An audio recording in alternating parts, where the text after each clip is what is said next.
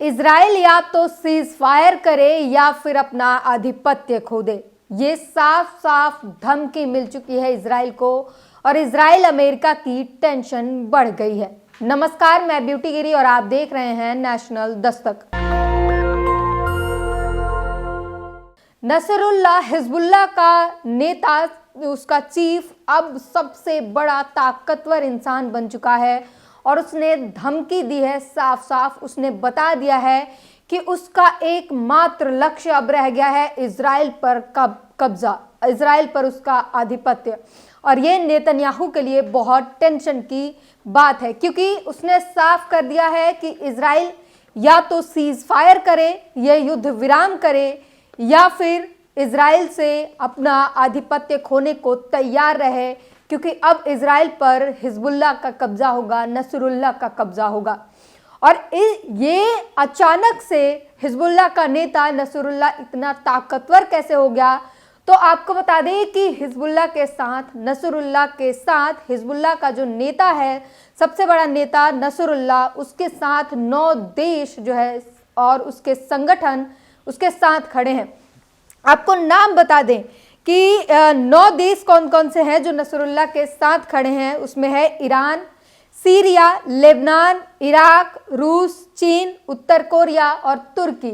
ये सभी देश जो हैं और इनके संगठन, इनके लड़ाके जो हैं वो नसरुल्लाह के साथ खड़े हैं। और ये पूरी जो है एक जो है सबसे बड़ी टीम बन चुकी है, सबसे बड़े लड़ाकों की फौज बन चुकी है नसरुल्लाह के पास। और इसके बाद उसने सीधी सीधी चेतावनी दे दी है इजराइल को और इसके बाद से इजराइल और अमेरिका की टेंशन लगातार बढ़ती हुई दिखाई दे रही है। और साफ साफ कहा गया है कि या तो सीज फायर करे या फिर आधिपत्य खोने को तैयार रहें। ये नसरुल्लाह का साफ धमकी है। उसने फोटो खिंचवाए हैं, सारे संगठन जो है एक साथ खड़े होकर फोटो खिंचवाए और उसके बाद जो है इसने ये ऐलान कर दिया है।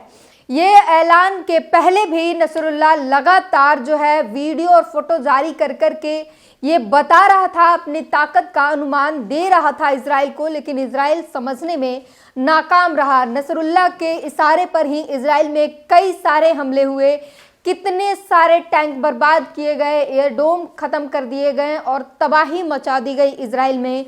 और ये नसरुल्लाह जो है वो कहीं ना कहीं इशारे दे रहा था, इजराइल को समझाने की कोशिश कर रहा था कि उसकी ताकतें लगातार बढ़ती जा रही हैं, लेकिन इजराइल इसे समझने में नाकाम था। और नेतन्याहू बयान दे रहे थे कि हमास के खात्मे के बगैर, वो अपने लक्ष्य को प्राप्त किए बगैर वो वापसी का रास्ता नहीं देखेंगे।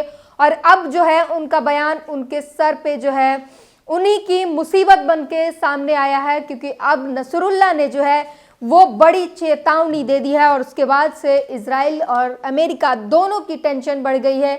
जिस बात का इन्हें डर था वो बात होते हुए अब सामने नजर आ रहा है। आपको बता दें कि इस युद्ध में सीधे सीधे नहीं लड़ रहे, लेकिन कई देश जो हैं वो हमास, हिजबुल्लाह के साथ फिलिस्तीन के समर्थन में लड़ रहे हैं। उन देशों का नाम बता देते हैं। ईरान जो कि सीधे सीधे नहीं लड़ रहा, लेकिन ईरान रिवोल्यूशनरी गार्ड कोर जो है वो लड़ रहा है इस युद्ध में। सीरिया जो साफ साफ सीधे सीधे इस युद्ध में नहीं है, लेकिन सीरिया का फौज, इमाम हुसैन फोर्स के लड़ाके इस युद्ध में लड़ रहे हैं, हमास के समर्थन में लड़ रहे हैं। रूस भी सामने सीधे सीधे नहीं है। रूस इस देश में, इस लड़ाई में सीधे सीधे नहीं है, लेकिन उसके लड़ाके वैगनर फोर्स और प्राइवेट आर्मी के साथ साथ SA-22 मिसाइल सिस्टम भी इस युद्ध में लड़ रहा है और हिजबुल्लाह को इसका समर्थन प्राप्त है। उत्तर कोरिया जो है वो इस युद्ध में सीधे सीधे नहीं है, लेकिन किम जोंग की सारी ताकतें, उसकी फोर्स और उसकी मिसाइल और उसके हथियार जो हैं हमास के समर्थन में है और उसके साथ खड़े हुए हैं। इराक जो है वो इस युद्ध में नहीं है, लेकिन उसके फोर्स, इराक रेसिडेंट्स और सिया मिलिशिया जो है वो इस युद्ध में लड़ रहे हैं। लेबनान डायरेक्ट जो देश है वो पूरा इस युद्ध में नहीं है, लेकिन उसके लड़ाके इस युद्ध में लड़ रहे हैं। और हिजबुल्लाह, नसरुल्लाह जो आप कई दिनों से सुन रहे हैं वो सीधे सीधे इस युद्ध में लड़ रहे हैं। और नसरुल्लाह को जिस तरीके से 9 देशों ने सीधे सीधे समर्थन दिया है, उसके साथ अपनी सारी ताकतें दी हैं, अपनी फोर्स दिए हैं, अपने हथियार दिए हैं, जिसका वीडियो और फोटो नसरुल्लाह ने जारी करके बताया है कि वो कितना ताकतवर हो चुका है। और अब इजराइल का खात्मा तय है, या तो सीज फायर होगा या फिर इजराइल अपने नक्शे से खत्म हो जाएगा। और उसका एक तानाशाह शासक हुआ करता था, उसका नाम था बेंजामिन नेतन्याहू। ये सिर्फ एक पन्नों में ही दर्ज होकर रह जाएगा इतिहास के, क्योंकि जिस तरीके से सभी देश आगे आ चुके हैं और 3 महीने होने को है इस युद्ध को, और इस युद्ध में लगातार इजराइल पिछड़ता जा रहा है। इजराइल के जो है गोले बारूद वो खत्म होते जा रहे हैं, उसके आईडीएफ सैनिकों की जो है वो जिस तरीके से थोक के भाव में मौत हो रही है और उनके आंकड़े छिपाए जा रहे हैं। इजराइल अपने सैनिकों के उस सही आंकड़े भी जारी नहीं कर रहा है, उन्हें गुमनामी में मार रहा है, क्योंकि वो अपनी हार जो है दुनिया के सामने नहीं लाना चाहता।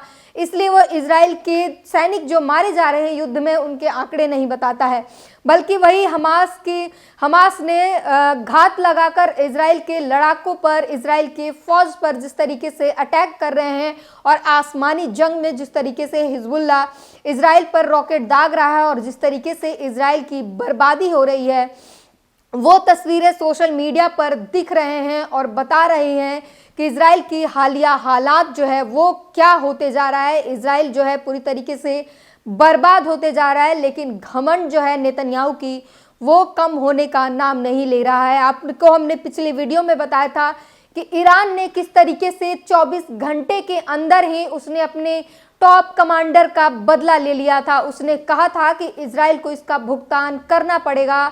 इजराइल के हवाई हमले में ईरान के टॉप कमांडर की मौत हो गई थी।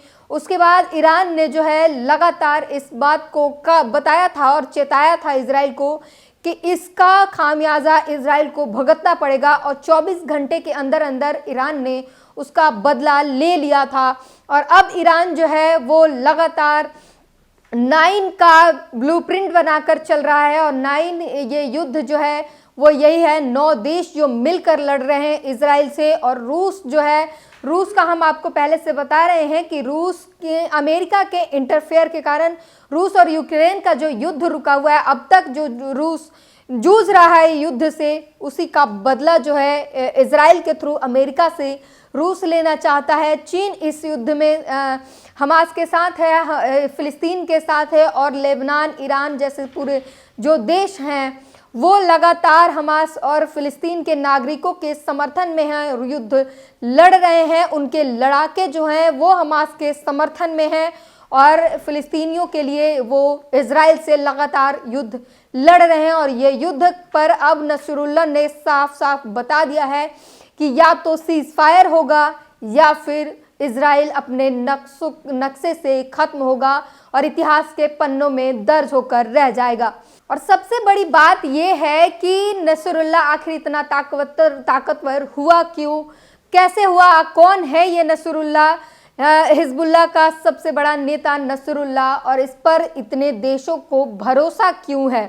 तो इसका सबसे बड़ा यही उदाहरण है कि नसरुल्लाह शुरू से ही बहुत बड़ा ताकतवर नेता रहा है, और वो कई सारे युद्ध में जो है उसने लड़े हैं, और लड़ने के बाद उसने अपनी अहम भूमिका बनाई है और उसने दिखाया है अपनी ताकत को, जिसके बाद से इन 9 देशों ने नसरुल्लाह पर भरोसा किया है। और अब जो है नसरुल्लाह साफ इतनी बता रहा है कि उसके पास ताकत है कि वो इजराइल को जलाकर खाक कर देगा, और ऐसी धमकी इजराइल को लगातार दे रहा है कि वो इजराइल को जलाकर खाक कर देगा, क्योंकि उसके लड़ाके हिजबुल्लाह लगातार जो है इजराइल पर हवाई हमले में रॉकेट दाग रहे हैं, और वहां पर बर्बादी भी नजर आ रही है। और उसकी ऐसा भी नहीं है कि सिर्फ हवाई बातें चल रही हो, हिजबुल्लाह इसके प्रूफ भी दे रहा है।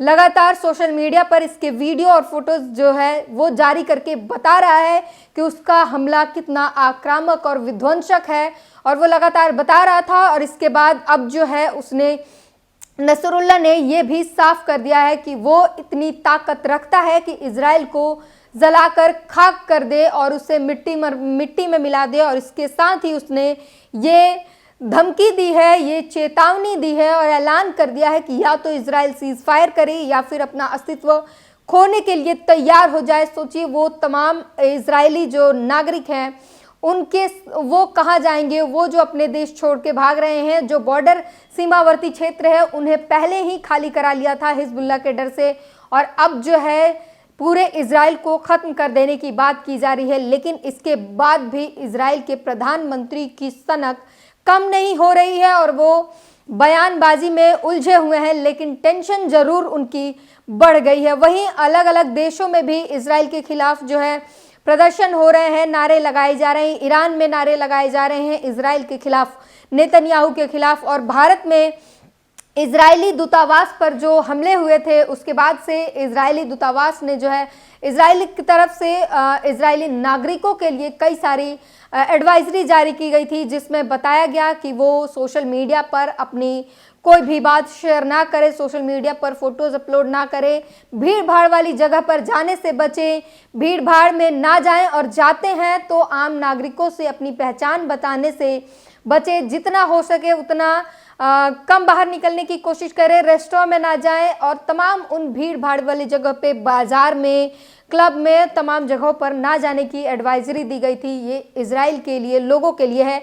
ये बात भारत में हो रही है, इजरायली दूतावास पे हमले के बाद ये एडवाइजरी जारी की गई है। तो सोचिए कितना बड़ा जो है वो आंदोलन छिड़ चुका है इजराइल के खिलाफ, और इजरायली नागरिकों के खिलाफ लोग गुस्सा दिखा रहे हैं, और साफ पता चलता है कि इजराइल के खिलाफ पूरी दुनिया में जो है वो नाराजगी है और नेतन्याहू की थू थू हो रही है, और वहीं अब इजराइल को खत्म कर देने की बड़ी धमकी दी गई है। पूरी बातचीत पर अपनी प्रतिक्रिया जरूर दीजिए। धन्यवाद। नेशनल दस्तक की आपसे गुजारिश है कि अगर इसको बचाना चाहते हैं तो नेशनल दस्तक को सब्सक्राइब करने के लिए रेड कलर के सब्सक्राइब बटन को दबाएं, फिर बेल आइकन की घंटी दबाएं। नेशनल दस्तक को बचाने के लिए बहुत जरूरी है कि हर खबर को शेयर करें, लाइक करें, कमेंट जरूर करें।